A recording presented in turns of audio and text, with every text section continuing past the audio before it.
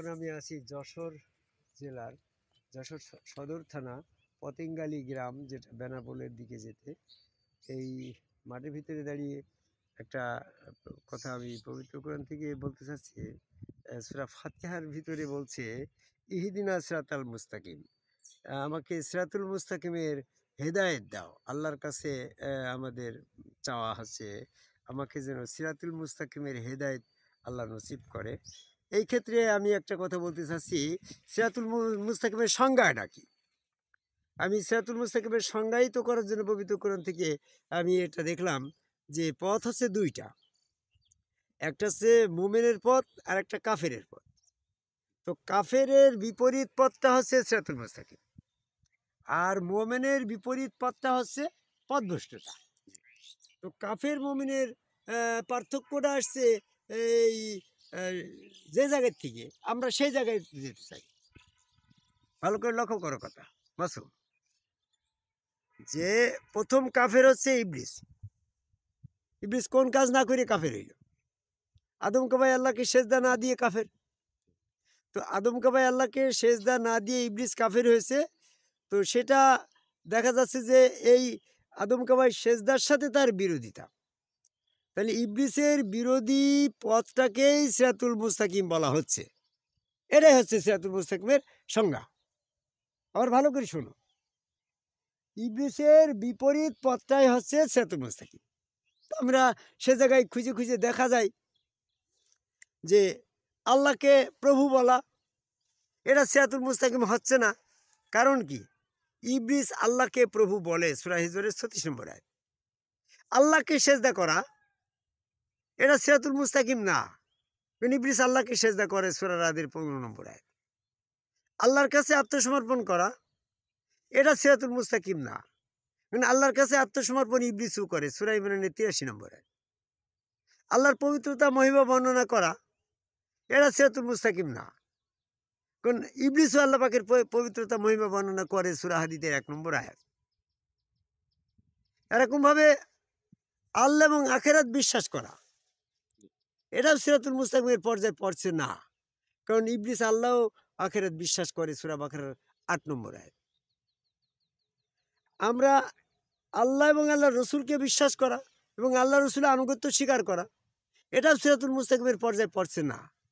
কারণ ইবলিস আল্লাহ বিশ্বাস করে এবং আল্লাহ রসুলও বিশ্বাস করে, আল্লাহ রসুলের আনুগত্য স্বীকার করে, তারপরেও সে বিশেষ জায়গায় মুখ ফিরিয়ে নিয়ে কাফের।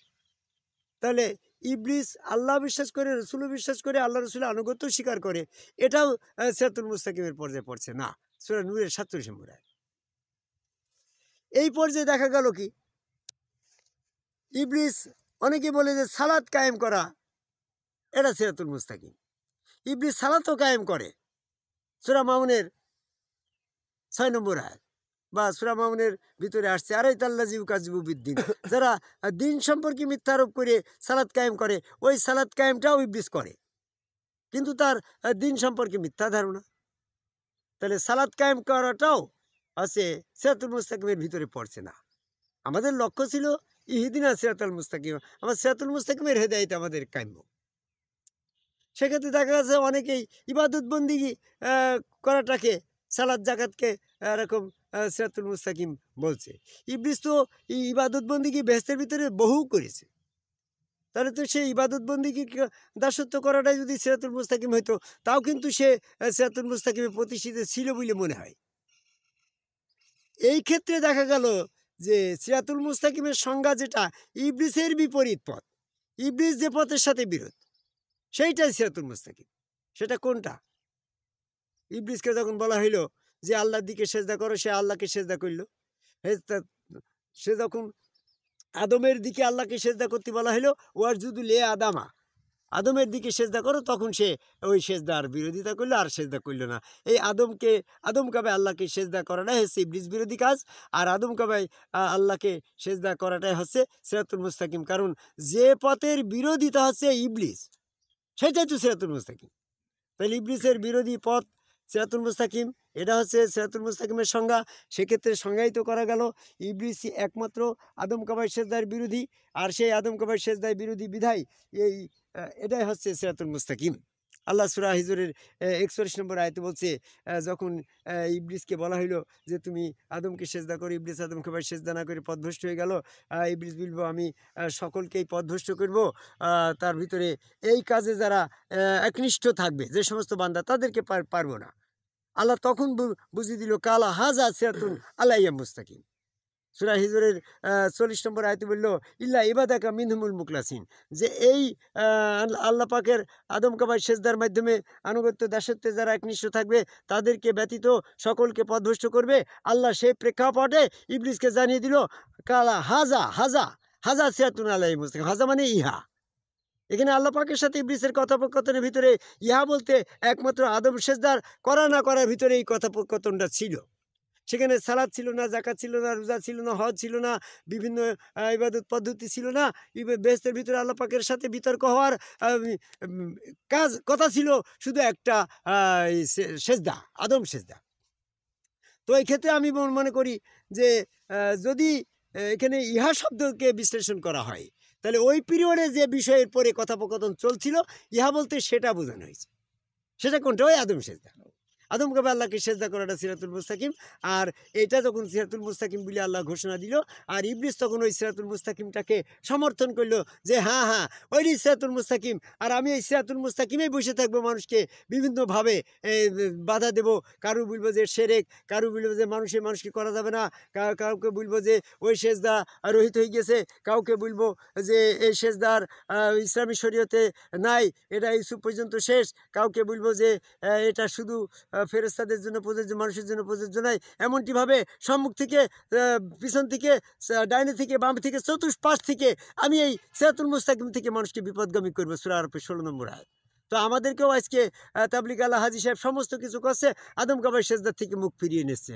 এই জন্য সূরা নূরের 47 নম্বর আয়াতে বলল যারা আল্লাহ বিশ্বাস করে, রসুল বিশ্বাস করে, আল্লাহ রসুল আনুগত্য স্বীকার করে, কিন্তু বিশেষ এক জায়গায় গিয়ে বুক ফিরিয়ে নিয়ে তারা কাফের হচ্ছে। ওই তাবলিগ আল্লাহ হাজী সাহেব চরমোনা, ফুরফুরা, মানিকগঞ্জ, আটুসি, যত রকমের 5 ওয়াক্ত জুমা জামাতধারী আছে তারা সমস্ত কিছু কোরআনের মেনে নিচ্ছে, আল্লাহ রসুলও মেনে নিচ্ছে, কিন্তু আদম কাবার সেজদার ক্ষেত্রে গিয়ে মুখ ফিরিয়ে নিয়ে তারা কাফের হয়ে যাচ্ছে। তাই কাফেরের পথ সিরাতুল মুস্তাকিমের বিপরীত পথ, আর এই কাফেরের পথটাই হচ্ছে পথভ্রষ্টতার পথ। এই সিরাতুল মুস্তাকিমে আসতে হলে আদম কাবার সেজদাকারী একজন সম্মুখ রসুলের কাছে বায়াত গ্রহণের মাধ্যমে সেখানে সেজদা ভক্তি দিয়ে শয়তান থেকে পবিত্র হয়ে, কাফেরের সিরিয়াল থেকে নাম কাটিয়ে আল্লাহ পাকের আল্লাহ পাকের দলভুক্ত হয়ে আল্লাহ পাকের কাছে ইমানের অনুমতি নিয়ে মুমিন হওয়ার আহ্বান করি। সূরা ইউনূসের 100 নম্বর আয়াতে বলছে যে আল্লাহ পাকের অনুমতি ব্যতীত কেউ মুমিন হতে পারবে না, আর আদম কাবাই সেজদা না দেওয়া পর্যন্ত কেউ আল্লাহ দলভুক্ত হতে পারবে না। আল্লাহ দলভুক্ত হতে না বলে সেই ইমানের অনুমতি পাচ্ছে না। এই জন্য আদম কাবাই সেজদা করে যারা মৃত্যুবরণ করবে তারা তাদের ইমান পরীক্ষা করার জন্য আল্লাহ ইয়াউমি 100 পণ সাক্ষী না ইলা সুজাদান আল্লাহ পাকের পা উন্মোচন করে সেজদা দিতে বলবে। যারা সেজদা দিতে দুনিয়াতে এই সালিম অবস্থায় সেজদা করে না তারা সেদিন পরিত্রাণ পাবে না, তারা ইবলিসের অনুসারী ছিল বলে প্রমাণিত হবে, তারা দোজখে চলে যাবে।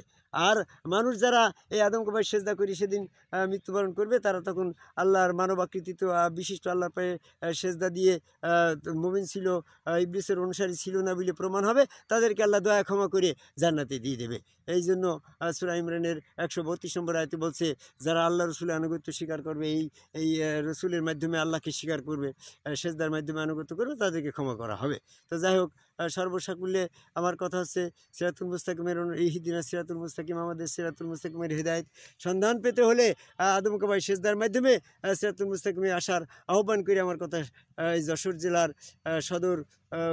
সদর থানা, যেটা বেনাপোল রোডের পতেঙ্গালী গ্রামের পাশে সরষা খেতে দাঁড়িয়ে পৃথিবীর সকল মানুষকে এই সিরাতুল মুস্তাকিম আদম সেজদার পথে আসার আহ্বান করে আমার কথা শেষ করি। জয় গুরু।